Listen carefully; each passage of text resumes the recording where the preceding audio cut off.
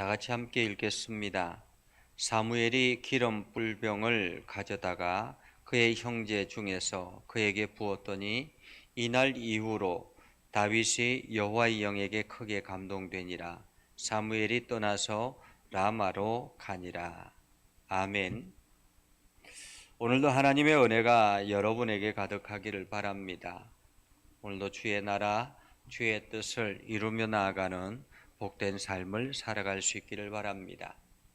하나님께서 오늘 본문의 말씀을 보면 사무엘 선지자를 통해서 기름 뿔병을 가져다가 다윗에게 기름을 붓는 그러한 장면을 우리는 봅니다. 기름을 붓는다라는 것은 어떤 의미인가? 오늘은 기름 부음에 대한 의미가 어떤 것인가 하는 것을 살펴보려고 합니다. 먼저 기름을 붓는다라는 것은 맡긴다라는 의미가 담겨 있습니다. 하나님께서는 이스라엘의 초대 왕인 사울 왕을 버리고 새로운 왕을 세우기 위해서 사무엘 선지자에게 베들레헴에 있는 이새의 집으로 가라고 하시죠. 그런데 이새의 7 아들을 만나 보았지만은 다 마음에 들지 않았습니다. 솔직히 말하면 사무엘 선지자의 눈에는 다 마음에 들었죠. 다 마음에 들었는데 하나님께서 노라고 말씀하셨습니다. 사람은 외모로 보지만 하나님은 중심을 보신다라는 말씀이죠.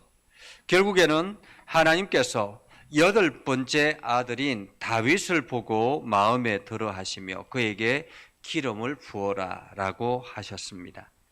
그날 이후로 다윗이 기름을 붓고 난 뒤에 여호와의 신이 그에게 감동하여 주님의 사역을 시작하게 되지요. 이 말씀은 하나님께서 다윗에게 하나님의 사역을 맡겼다라는 의미입니다. 다윗은 그 이후로 내적으로 여호와의 신이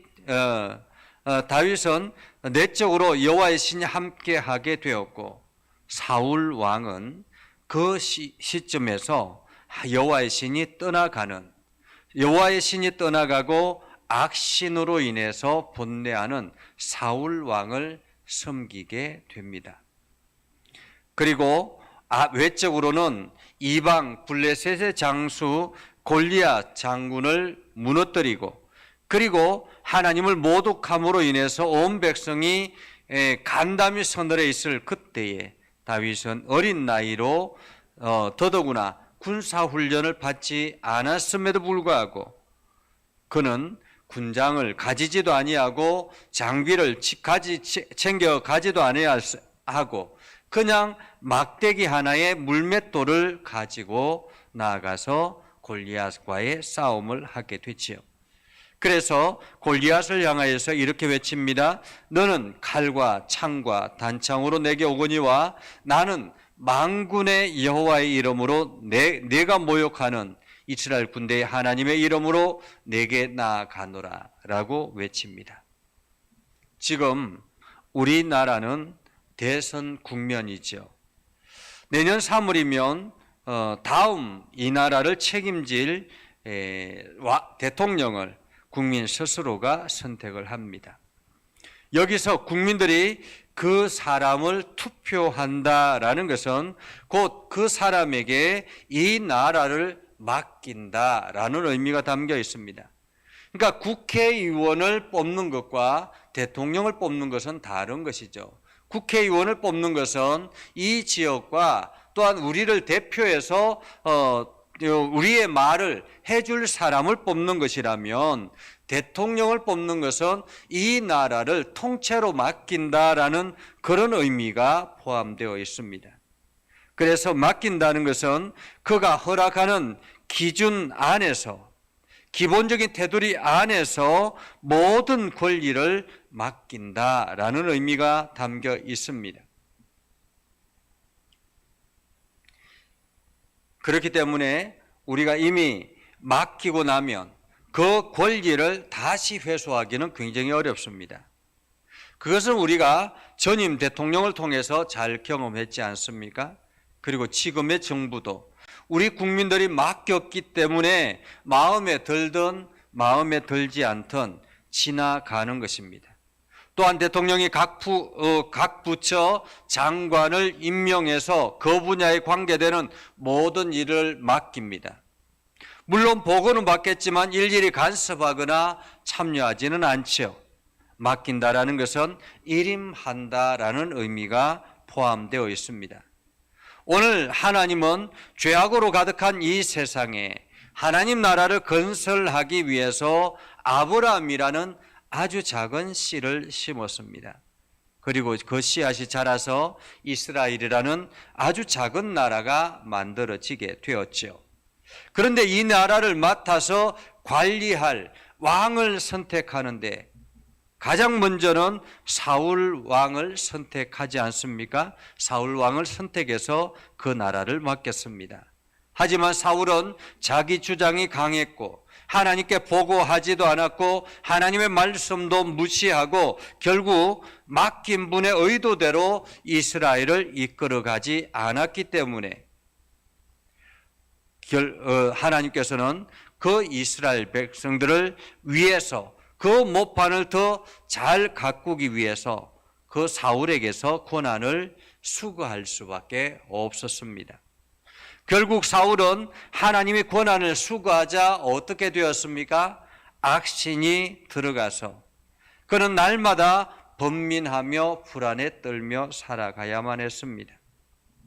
이처럼 맡긴다라는 것은 맡기신 분이 정해놓은 테두리 안에서 모든 권한을 위임한다라는 말입니다.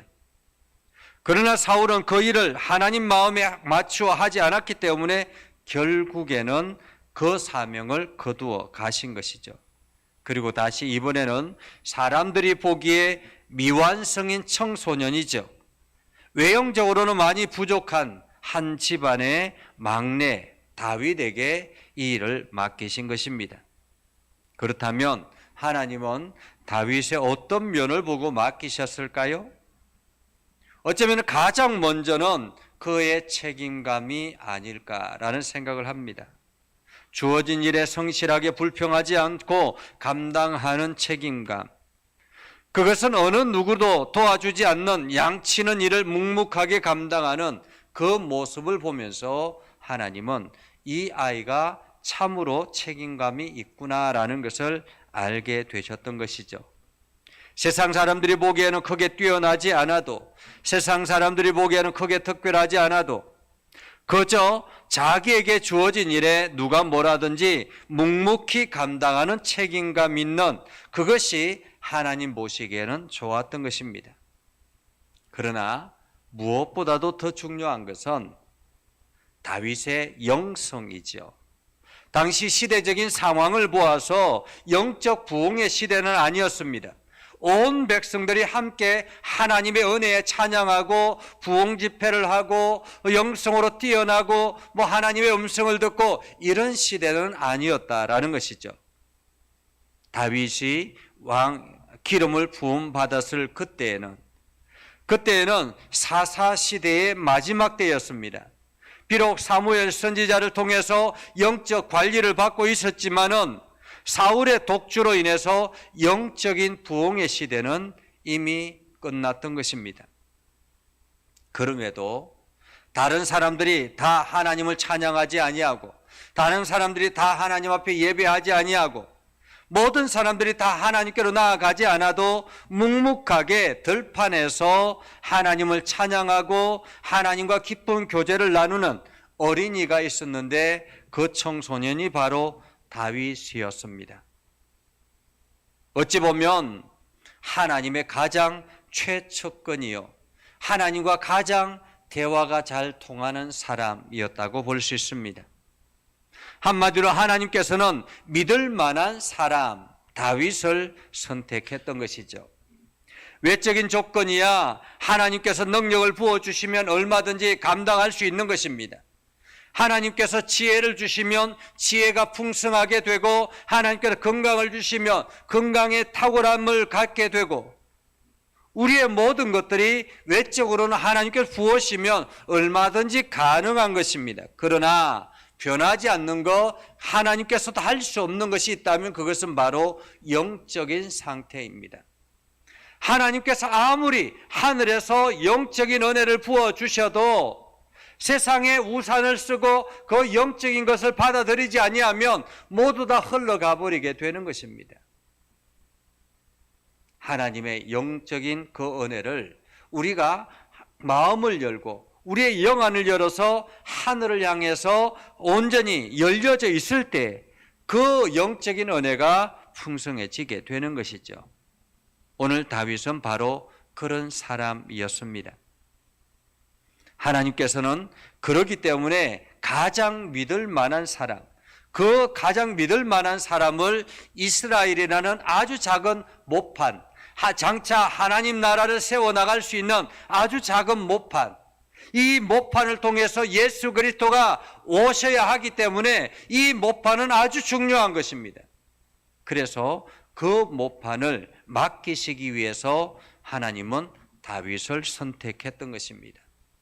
그래서 기름 붓는다라는 것은 하나님께서 그에게 모든 것을 맡긴다라는 의미가 있습니다. 또 다른 의미는 기름을 붓는다라는 말은 맡았다라는 의미가 포함되어 있습니다. 하나님 편에서는 맡긴다이지만은 인간의 편에서는 맡았다라는 말입니다. 맡았다라는 말은 요즘 우리로 말하면 주어진 일에 책임을 지겠다라는 말입니다. 이것을 우리는 사명자라고 그렇게 표현하기도 합니다. 다윗은 자신이 대단하다고 생각하지 않았습니다. 그렇기 때문에 무언가 대단한 프로젝트를 계획하지도 않았습니다. 그저 주어진 일에 진심을 다했고 그 진심에 하나님의 능력이 함께하자 많은 일들이 일어나게 되었던 것입니다. 골리앗과의 싸움에서도 다윗이 대단해서가 아니라 하나님의 능력이 다윗과 함께 하셨기 때문에, 아니 하나님께서 과거에도 다윗과 함께 하셔서 사자나 곰이나 각종 산짐승들과 싸워서 이길 수 있었던 것입니다. 이런 경험들 때문에 골리앗 정도야 라고 생각을 했던 것이죠. 골리앗 정도야. 다윗이 특별해서가 아니었습니다. 이것은 경험상으로 만들어진 믿음이었던 것이죠. 오랫동안 축적되어졌던 하나님을 경험했던 그 믿음 때문이었던 것입니다. 그래서 우리 일상의 믿음이 굉장히 중요합니다. 매일매일의 하나님을 경험하는 그 경험이 너무 중요합니다. 그 경험을 통해서 우리 자신이 성장하게 되고 그 경험을 통해서 하나님께서 장차 우리에게 맡겨진 일들을 우리가 감당할 수 있게 되는 것입니다. 다윗이 특별해서가 아니라 군대 장군이 되었을 때도 다윗이 특수장교 훈련을 받은 것도 아닌데 어떻게 갑자기 잘할 수가 있게 되었습니까? 이것도 하나님께서 주신 일이라고 생각하고 진심을 다해서 맡은 일에 하니까, 그 맡은 일을 감당하니까 하나님은 그에게 능력을 더하여서 그가 가는 곳곳마다 그가 군사를 이끌고 나갈 때마다 전쟁에서 승리하게 하셨던 것입니다. 다윗이 탁월해서 전쟁에 승리한 것이 아니라 하나님께서 다윗과 함께하였기 때문에 다윗이 나가는 곳곳마다 전쟁에서 승리하게 되었던 것입니다. 사명을 맡았다고 갑자기 신분이 변하고 환경이 변하는 것도 아닙니다. 그저 주어진 일에 진심을 다해 하나님께 하듯 전쟁에서 승리하고 사람들로부터 인정을 받게 되었던 것이죠. 사울 왕에게 누명을 받으면서 도망갈 때도 마찬가지였습니다. 그는 실망하지 않고 늘 하나님께 기도하며 하나님과 함께하였기에 그 긴 도피 생활을 감당할 수 있었고 마침내 이스라엘의 왕으로 등극할 수가 있었던 것입니다. 세계 최초의 아프리카를 횡단했던 사람이 누구인지 아십니까?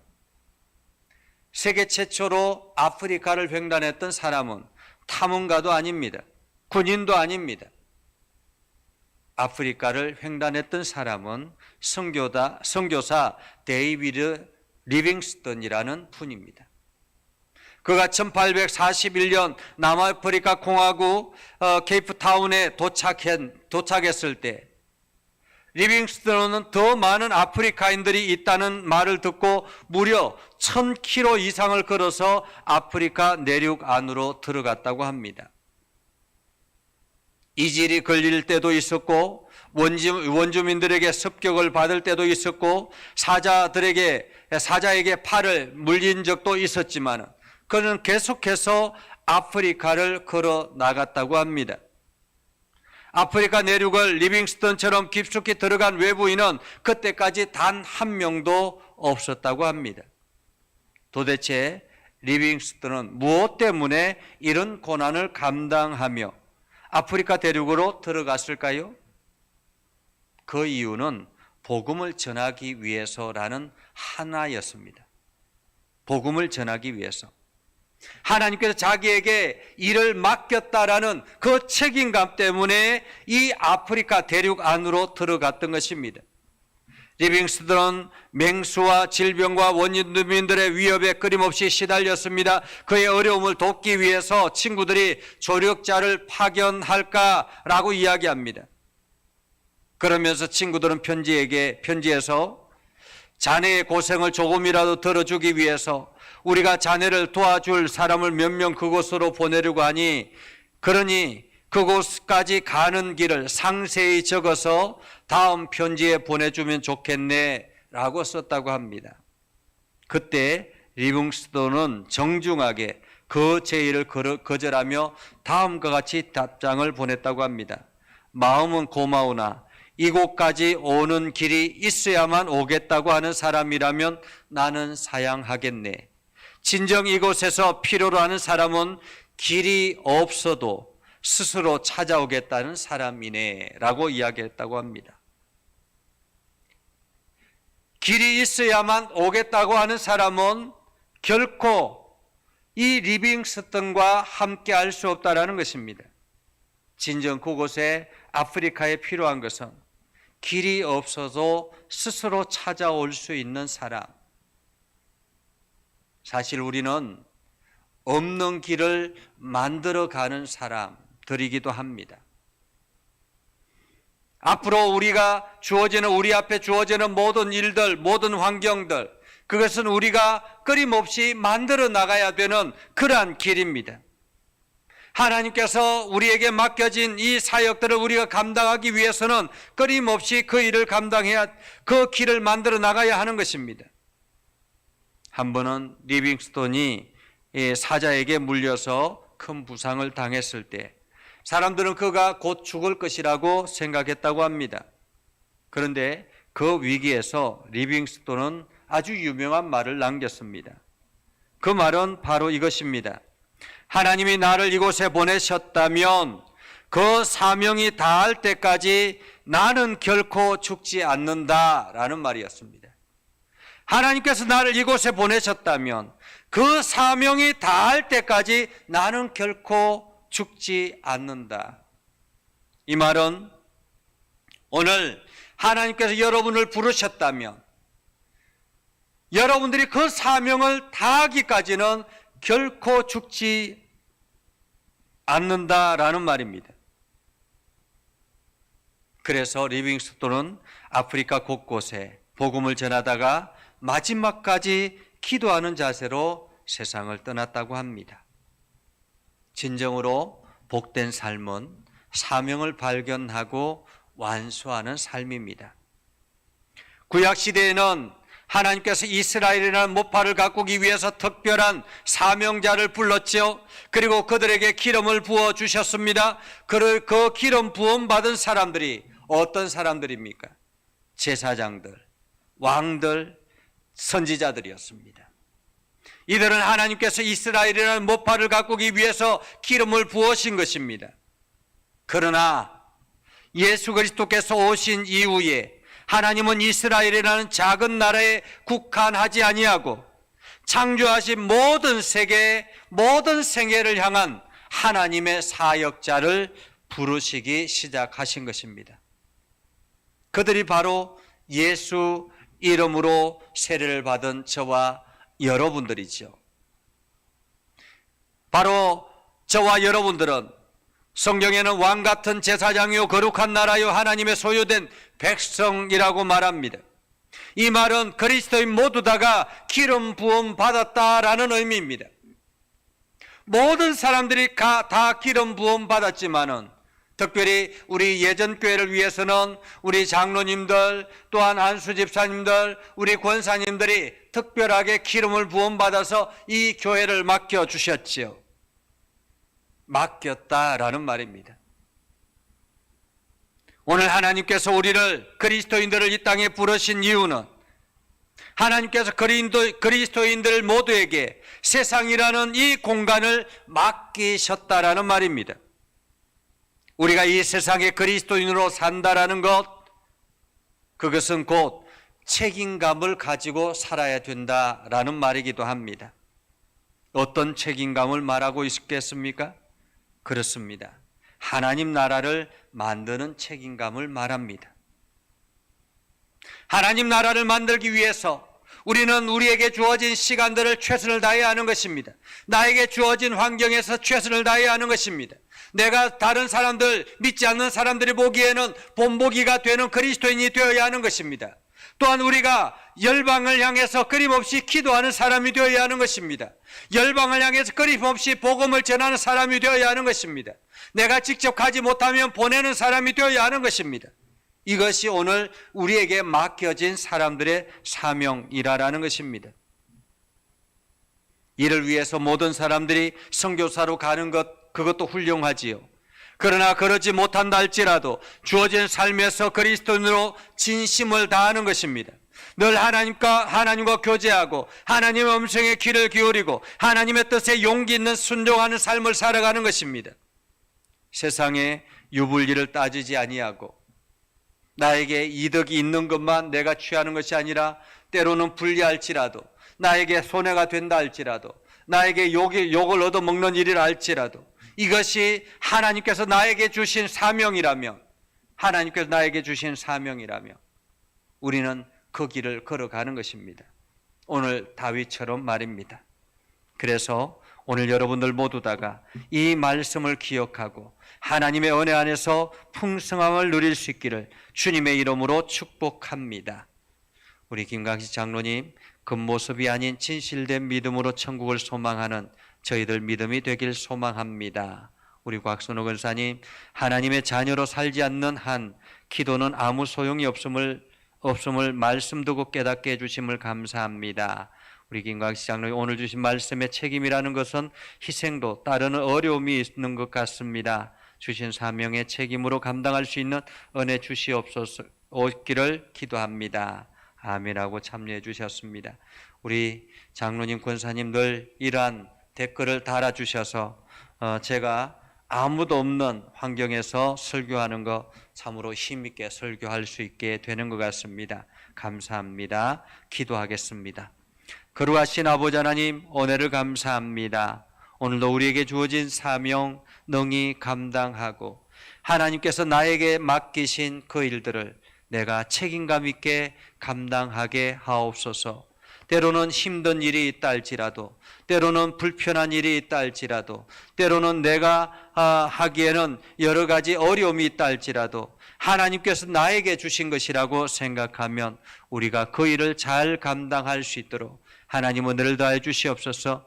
무엇보다도 다윗에게 하나님께서 하나님의 능력을, 하나님의 영을 부어주셔서 그 모든 일들을 잘 감당하게 하셨던 것처럼 오늘도 기도하는 모든 이들에게 하나님의 영을 부어주셔서 하나님께서 그 모든 일들을 잘 감당할 수 있도록 외적으로 내적으로 힘을 다하여 주시옵소서. 오늘도 기도할 때마다 하나님의 능력을 보아주시고 하나님께서 은혜를 다하여 주시고 날마다 새 힘을 다하여 주시옵소서. 예수님의 이름으로 기도드리옵나이다. 아멘. 축복합니다. 이제는 우리 구주 예수 그리스도의 은혜와 하나님 아버지 극진하신 사랑과 성령님의 감화 감동 역사 위로 교통하시며 은혜가 오늘도 주의 말씀 안에 있는 믿음의 백성들 위해 하는 모든 일들 위해 영원토록 함께하옵시기를 간절히 축원하옵나이다. 아멘.